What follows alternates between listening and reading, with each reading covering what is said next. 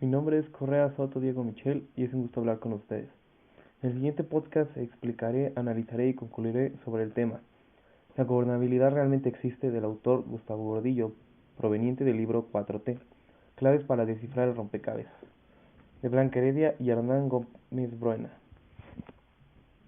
En dicho libro se explican temas clave del gobierno de Andrés Manuel López Obrador, el actual presidente, cada apartado explicado por un autor diferente. Para hablar sobre el tipo de gobierno de López Obrador tenemos que regresar al PRI. El PRI estuvo un poco más de 80 años en el poder, llamándole alrededor del continente la dictadura perfecta. En dicho gobierno se pasaba por muchos modelos económicos, el más famoso el modelo neoliberal, en el que Andrés Manuel ataca más directamente por ser el punto de quiebre más notorio en las disposiciones y trampas para la ciudadanía. Ejemplos claros son los fraudes de las elecciones de 1988, cuando Salinas de Gortari quedó victorioso ante su rival, que le llevaba por mucho el voto de la población. O igual puede ser la muerte de Luis Donaldo Colosio en 1994, a causa de una maraña de mentiras y pactos entre mismos funcionarios del PRI, porque este último no velaba por sus intereses. Desgraciadamente para la 4T, se dio un gobierno austero y precario en muchos aspectos, como la transparencia y el respeto al voto público por una gran brecha a las demandas ciudadanas y respuestas gubernamentales. No podemos negar que AMLO ganó por el apoyo casi total de la población en las pasadas elecciones de 2018, un apoyo proveniente de muchos años de traiciones y malos gobiernos, así que quisieron darle un nuevo giro a la gobernabilidad del país. Después de 3 intentos al fin pudo coronarse vencedor. Sus promesas de campaña a la fecha han sido sus mismos castigos y contradicciones, puesto que años atrás criticó muchas cosas del gobierno desde Vicente Fox, Felipe Calderón y Enrique Peña Nieto. No había acción que AMLO no les criticara y desgraciadamente ha caído en un abismo sin fondo porque sus pasadas promesas de campaña pocas han logrado culminarse, como se habían prometido, y muchas otras han pasado de mejorar al país a solo debilitarlo más. Está claro que es poco menos de 6 años. La 4T arreglará lo que 80 años de malos manejos en el país dejaron, pero lejos de que el actual gobierno quiera cambiar, muchas veces parece usar las mismas patrañas que en sexenios anteriores usaron. En este sexenio se dijo que no habría más información censurada, y cada día es más difícil que los medios expresen las nuevas noticias sobre los aspectos del país, porque enseguida son atacados directamente por la en sus mañaneras o son amenazados por grupos relativamente ajenos al gobierno.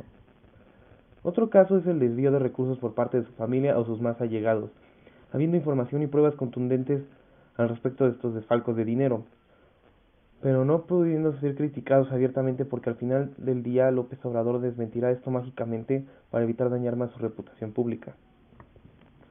Claros ejemplos son los apoyos que según vienen por parte de la población hacia sus campañas, o la casa que tiene su hijo, que por alguna razón le ha sido muy útil para tener una pequeña fábrica de chocolates. Sumado a esto, también tenemos en cuenta que a pocos meses de empezar su mandato, la pandemia de COVID-19 vino a perjudicar. Aquí podemos ver claramente de qué manera sería su sexenio con la manera tan desigual de llevar la pandemia, ya que unos días decía una cosa y otros decía otra, y puesto que también tardó mucho en realmente dar la alerta de que era algo que nos estaría atacando gravemente durante un buen tiempo. Gracias a esto, muchos simpatizantes al gobierno de la 4T decidieron dejar de ser simpatizantes y reemplazar la manera en que este gobierno actúa respecto a sus antecesores, y no solo creer fielmente y ciegamente a las palabras mágicas que hablo, porque no hay nada peor que un pueblo ciego y sumiso ante los claros abusos por parte del gobierno, como se fue pasando hace 80 años y se sigue pasando. Claro está que esto no es nuevo. Ningún gobierno se salva de escándalos o malos manejos. Un ejemplo es cuando en el gobierno de Cedillo se encarceló al hermano de Carlos Salinas de Gortari, Raúl Salinas, por usar fondos del erario público, la matanza de Tlatelolco contra los estudiantes de la UNAM en 1968 o el halconazo en el 71, hecho por un gobierno priista. También la matanza de Agua Prieta a finales de los 90. También se puede hablar de la inflación. En los años 80 fue cuando más se vio y se vivió dicha inflación, pasando así años más tarde, en 1993, el gobierno decidió retirarle 3 ceros para que las personas cobraran y pagaran más fácilmente lo que consumieran. En la actualidad no se ha llegado a tanta inflación, ya que es del 7.1%, pero las personas tienen miedo de que vuelva a ocurrir, y más por la promesa de hacer bajar la inflación, y de lo contrario esta siga subiendo como los últimos 3 años. De igual manera, el crecimiento económico y tecnológico ha decrecido porque se ha optado por dejar de apoyar las investigaciones científicas y recortar el presupuesto educativo.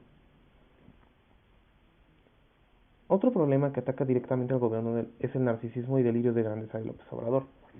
Claro está que él no piensa y no puede ser criticado libremente o darle una crítica constructiva, porque enseguida él dirá que no y que así no será.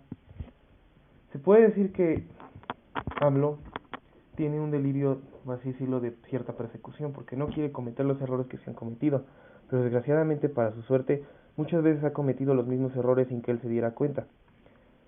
Él no le gusta que mucha gente que sabe, o que puede saber más de un tema que él no lo sabe, quiera apoyarlo o le diga que no es de esta manera, y no necesariamente por parte de la oposición, incluso de sus mismos allegados de su partido político. Mucha gente le ha dicho que las cosas no son de esa manera, pero él no lo entiende y decide lavarse las manos diciendo que muchas cosas han sido porque el partido neoliberal lo ha hecho, porque venimos arrastrando cosas del neoliberalismo, porque la población no ha cambiado su forma de pensar, y en parte es cierto.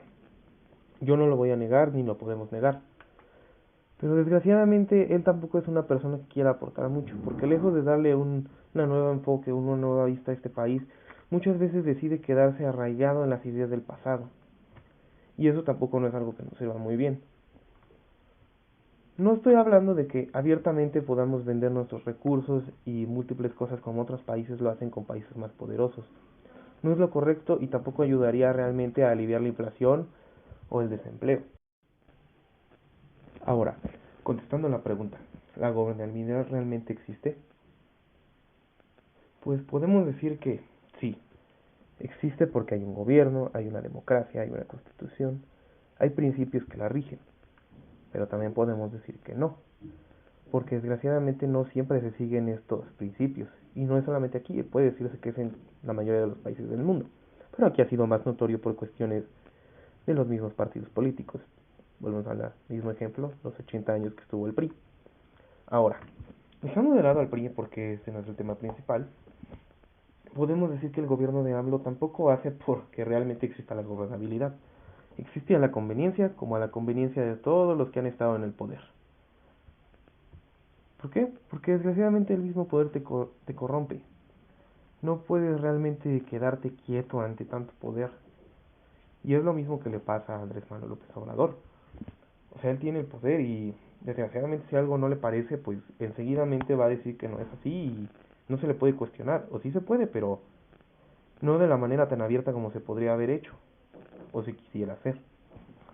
También un claro ejemplo es que él pone funcionarios a cargo de ciertos sectores públicos que en su vida han desempeñado eso, o que tienen conocimiento alguno. Es más bien por un capricho de él, para que sigan fielmente sus órdenes y él pueda gobernar atrás de ellos.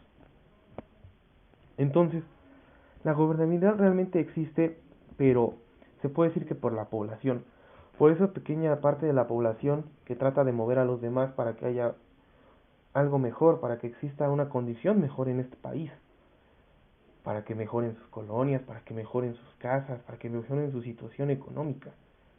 Esa gente que se reúne y hace más que el gobierno y que le exige al gobierno como buenos ciudadanos, porque no todo lo puede hacer la ciudadanía, y volvemos a lo mismo, tampoco no todo lo puede hacer el gobierno, pero el gobierno tiene la condición de darnos las herramientas y la condición de vida necesaria para poder desempeñarnos libremente. Entonces ahí es donde existe realmente la gobernabilidad, en esa clase de personas que ve por los intereses de los demás. Ahora, por parte del gobierno existe la gobernabilidad, porque nos rigen, nos sancionan diversas situaciones, pero no lo existe por las cuestiones de los caprichos y el poder.